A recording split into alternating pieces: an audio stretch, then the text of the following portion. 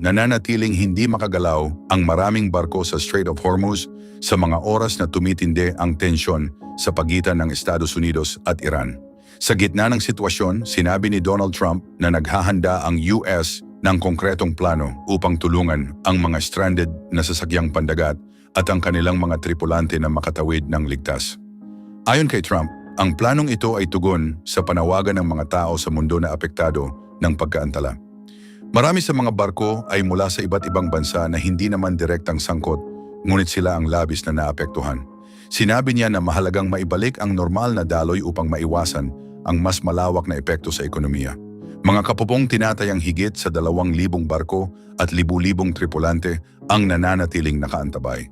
Sa mga oras na tumatagal ang kanilang paghihintay, nararanasan ang kakulangan sa supply at iba pang pangangailangan.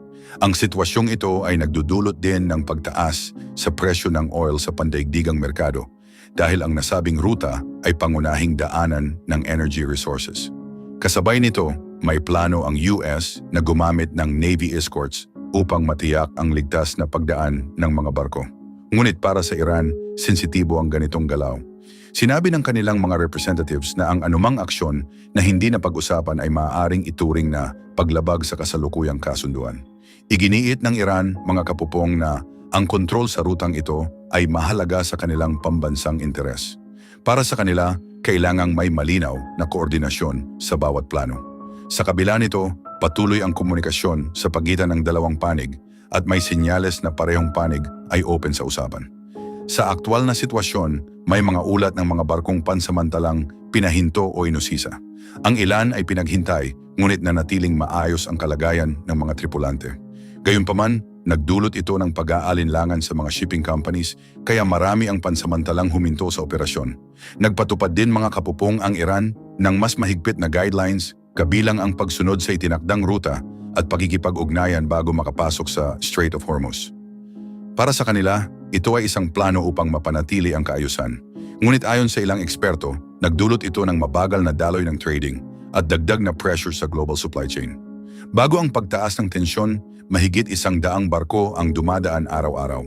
Sa kasalukuyan, malayo ito sa normal na bilang na may direktang epekto sa galaw ng mga produkto at presyo ng oil. Patuloy itong sinusubaybayan ng mga eksperto, lalo na't maraming bansa ang umaasa sa rutang ito para sa energy supply. Sa mga oras na nagpapatuloy ang sitwasyon, nananawagan ang mga tao sa mundo ng mahinahong aksyon mula sa magkabilang panig. Mahalaga ang balance sa pagitan ng seguridad at ng pangangailangan ng global trading. Ang anumang hindi inaasahang galaw ay maaring magdulot ng mas malawak na epekto sa ekonomiya. Sa panig ng Estados Unidos, mga kapupong, sinabi ni Trump na ang kanilang plano ay naglalayong ibalik ang tiwala sa international waters. Binigyang diin niya na ang malayang pagdaan ng mga barko ay mahalaga sa ekonomiya at sa ugnayan ng mga kalapit na bansa. Dagdag pa niya, ito ay isang offer ng tulong sa mga bansang may stranded na tripulante. Para naman sa Iran, malinaw na ang anumang aksyon ay dapat dumaan sa tamang proseso. Sinabi ng kanilang mga representatives na ang hindi pagsunod sa kasunduan ay maaring magdulot ng panibagong tensyon. Anyway, mga kapupong, sa kabila ng umiiral na pahinga sa direktang sagupaan, nananatili ang maliliit na insidente sa karagatan. Ipinapakita nito na ang sitwasyon ay nananatiling marupok at nangangailangan ng maingat na paghawak. Well, mga kapupong, ang direksyon ng global trading at ang kalagayan ng mga tripulante ay nakasalalay sa magiging resulta ng mga pag-uusap. Kung magkakaroon ng kasunduan, inaasahang babalik sa normal ang daloy ng mga barko. Ngunit kung hindi, mananatili ang kawalan ng katiyakan na patuloy na makaapekto sa mga tao sa mundo. Well, mga kapupong, si Donald Trump ay muling sinabi ang kanyang pagkadismaya sa direksyon ng negosasyon, lalo na sa mga mungkahi mula sa panig ng Iran. Bagamat may ilang pagtatangka na paglapitin ang dalawang panig, nananatiling mabagal ang progreso. Ang Strait of Hormuz ay critical dahil dito dumadaan ang malaking bahagi ng global supply ng oil, kaya anumang abala ay agad nararamdaman sa pandaigdigang merkado. Mga kapupong, sa panig ng United Arab Emirates, sinabi ng kanilang mga opisyal na tila nahihirapan ng umusad ang usapan. May pag-aalinlangan sila kung gaano kaseryoso ang bawat panig sa pag-abot ng kasunduan. Samantala, iginiit ng Iran na handa silang makipag-usap, ngunit kailangan din umano ng pagbabago sa approach ng United States. Dahil dito, nananatiling open ang komunikasyon ngunit kulang sa konkretong resulta. Hindi lamang sa gitnang silangan nararamdaman ang epekto ng sitwasyon. Sa Europa, lumalalim ang hindi pagkakaunawaan matapos ipahiwatig ng United States ang plano nitong bawasan ang presensya ng militar sa Germany. Tinatayang aabot sa 5,000 personnel ang maaaring maalis, isang desisyong ikinagulat ng ilang European leader. Well mga kapopong, ang Germany ay matagal ng mahalagang base ng operasyon ng Amerika. Kaya ang nasabing plano ay tinitingnan ng mga eksperto bilang malaking pagbabago sa kanilang ugnayan.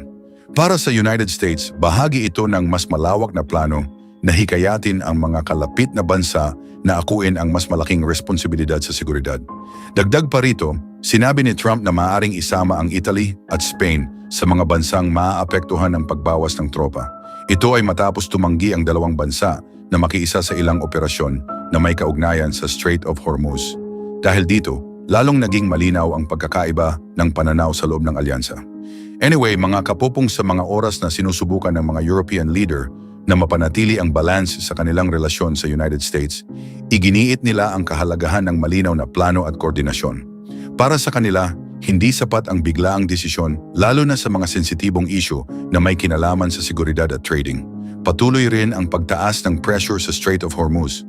Ang pagbaba ng bilang ng mga barkong dumaraan ay nagdulot ng pagtaas sa presyo ng oil at energy sa pandaigdigang merkado.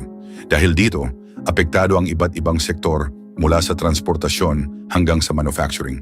Nanawagan ng United States sa mga kaalyado nito na tumulong sa pagpapanatili ng seguridad sa nasabing ruta. Ngunit may ilang bansa ang nag-aalangan dahil sa pangamba sa posibleng pagtaas ng tensyon. Ipinapakita nito kung gaano kahirap magdesisyon sa gitna ng ganitong sitwasyon. Well mga kapupong, ang epekto nito ay hindi lamang pangrehiyon kundi pandaigdigan. Ang pagkaantala sa supply chain ay nagdudulot ng problema sa trading at ekonomiya ng maraming bansa. Maraming kumpanya ang nag-aabang sa susunod na mangyayari dahil anumang pagbabago ay maaaring makaapekto sa kanilang operasyon. Sa kabila ng mga hamon, patuloy pa rin ang komunikasyon sa pagitan ng iba't ibang bansa. Ang China at iba pang mga bansa sa Asia ay nananawagan ng mapayapang resolusyon.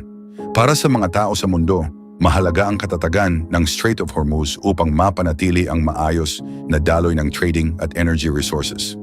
Pero mga kapopong, aminado ang mga eksperto na hindi madaling makamit ang kasunduan. Ang magkakaibang interes ng bawat panig ang isa sa pangunahing hadlang. May ilan na naniniwalang posible pa rin ang progreso, ngunit kailangan ng mas maingat at malinaw na plano mula sa lahat ng involved. Sa mga oras na nagpapatuloy ang negosasyon, nananatiling kritikal ang papel ng mga bansang direktang apektado. Ang kanilang mga desisyon ay may malaking epekto hindi lamang sa rehiyon, kundi sa buong mundo. Sa ngayon, wala pang malinaw na direksyon kung paano tuluyang maayos ang sitwasyon, ngunit patuloy ang pag-attend ng mga leader at representatives sa mga pagpupulong upang hanapan ito ng solusyon.